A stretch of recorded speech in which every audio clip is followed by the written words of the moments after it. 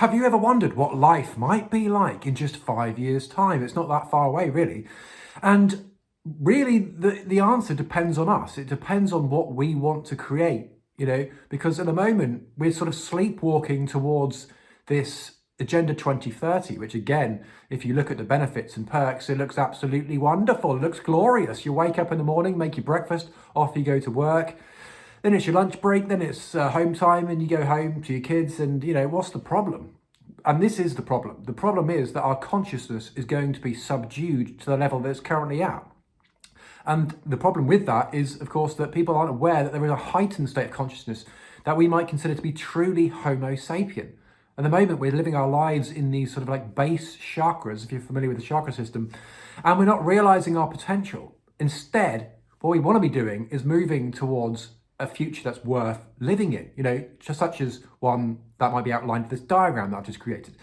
On the one path, we have true freedom, we have abundance, we have well-being, we have real optionality, we have the things we physiologically require sourced at our doorstep. There is no dependency on the state whatsoever. This leads us to New Earth, which you can check out at www.newearth.land. The other path, however, is rather insidious, it's rather nefarious, and it's coming to us sponsored by people like Bill Gates, Klaus Anal Schwab, if you're familiar with him from 2020 and 2021, of course, and most notably Elon Musk. So we have this open air AI prison that's going to be invisible to us. And in some regards, that already exists. We were born into a society that has been pushed along on a certain agenda. I don't know if you're familiar with the rather conspiratorial Silent Weapons for Quiet Wars. It's a document that was passed around. Of course, this is just overlooked and ignored by the mainstream and any sort of like AI or search engine as fringe conspiracy. But really, when you look at it, it's a document that just outlines what's already happening. This totalitarian tiptoe. They're not going to make it overt, obvious, in your face type of tyranny because it's just so, it's like someone showing you their cards. They can't do that because then there'll be an instant rebellion and actually then people will start asking questions. And this started to happen in 2021 when people started realizing, hey, there's too many anomalies, there's too many things going on here. There's too much damage taking place from these things that you stab in your arm. And it sort of caused a bit of an awakening. I want to call it a mass awakening, but unfortunately it wasn't in the end. And even though it might seem like that to the people who are in the echo chamber of awakening, beyond that, really, I think it's hardly even touched the surface, unfortunately. So the world is going to be markedly changed in a short period of time. The agenda is to achieve this by 2030 and is going to come to us by way of things that just seem lovely. Things like sustainability and the eradication of poverty. No one's going to argue with these things, but under the surface, it's of course that this society is becoming a sort of brave new world, 1984 George Orwell or Aldous Huxley, whichever way you want to take it, type situation that is ultimately based on a foundation of dependency. They need us to be dependent so that we can behave accordingly and use the social crediting system, use the smart cities in which you will not be able to travel any further. It'll be kind of like the Hunger Games. And also like the new American century, in which they said they needed a new Pearl Harbor to catalyze things. And this is, certain times in the year when they come out and they show us their cars, but people can't see them because they're too distracted. Like the absurdity of what happened during the pandemic, for example. I mean, it's so plainly obvious for anyone to see what was taking place there, really. But the story is spun in such a way that causes people to just through information overload, just not be able to see the wood through the trees and not get to the truth or get to the secret behind the secret behind the secret, which is often this sort of Alice in Wonderland conclusion, where it's just this old man behind a curtain, he's pulling levers and he's pushing buttons, and it's the manipulation of fear, isn't it? As it always has been, and that's going to be what it's going to be going forwards. And they're trying to push this in so that we become numb almost and invisible to this social engineering that's taking place. But ultimately we have a choice, what do we want to do? Do we want to go down that path? Do we want to be led down the garden path like the Pied Piper, just blindly following what we're told by authority, supposed authority? Or do we want to assume the power that we already have? Do we want to be the change we want to see in the world. All the cliches, right? Because we can be. We are the 99.9% on this planet. There's no reason why we can't see that, hey, together we can use social media to create a true democracy on this planet.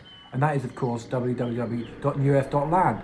I mean, what's the problem? Reclaim the land, come together, see that millions of people with £1 is a vastly profound psychological shift from the property developers who currently have all the millions of pounds to their one greedy hands, right? They will always be operating from the intention of profit. And that is what keeps us in this psychological lockdown, if you like, to use a term from 2020. Do we want to remain under house arrest? Do we want to remain locked into these smart cities by way of fear? You don't want to go beyond, the smart cities because, well, you're going to get docked some social credit scores. Everything's going to be tethered to your social credit score. You'll be debanked, you'll be deplatformed, and people won't even be aware that that's what's happening to people, just like it's currently already taking place, mostly in China, which is sort of the blueprint for here in the West. So it's going to happen, and it's going to happen, I think, by way of a global collapse, an economic destruction of sorts, which again is going to remove people's independent livelihoods, which largely happened again in 2020. It's sort of a precursor to what I think is coming in the next few years. Maybe there'll be energy lockdowns, like we've already got the Strait of Hormuz situation, and we can see how the impact that has on petrol prices and just general energy and inflation, and we can see how we might reach a certain breaking point in which, hey, what's the alternative? They're going to be there to sweep up the alternative, you see, and that is to control. It's like this Hydra, this multi-headed beast, right, that's coming at us from all angles. It's this benevolent father that is, of course, a psychopath. But they can't show us their cards because the game's over. So they have to lure us in with, like furlough in 20. Oh, this is lovely. It's so sustainable now. It's lovely. But they don't realise that, hey, you're taking a gift off a psychopath. And, it's all about control at the end of the day. Do we want to be controlled, or do we truly want to be autonomous? We can still be connected, but we can also be physiologically autonomous. That's what it's about. People get the wrong idea when I talk about autonomy. They think I'm talking about social autonomy. But really, I'm talking about physiological autonomy. Once we have a situation of abundance, again, abundance versus scarcity, that's the only war. It's the bipartisan solution to everything. We don't need to get political. It doesn't need to be that way, because that is immediately divisive and it won't work. So what we need to see is that actually we all want to experience true abundance, which is simply the ability to do what you want to do when you want to do it. We can only achieve that, I feel, when we come together and empower ourselves, because individually we're powerless, but together we can do anything that we want. We can create the sort of society that we want. We can have a true utopia, not this false utopia, which is actually a dystopia.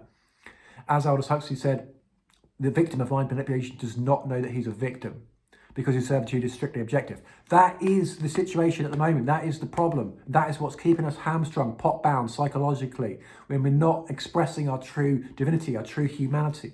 We need to somehow unearth ourselves from matter. We need to liberate the minds, and in doing so, we will liberate ourselves to create the true actions that we need to take in this world, for us to actually create a situation that is truly going to resolve poverty with no dependency on the state. Truly going to create a more sustainable society. And again, some of these superficial surface level things that they're proposing, there's nothing wrong with them, but it's just that there is a problem because it's going to come from these psychopaths who are ultimately using obfuscation to create their ends. We don't want that. What we want is true freedom, abundance, well-being. You can check it all out at www.newf.land. See you in the next video.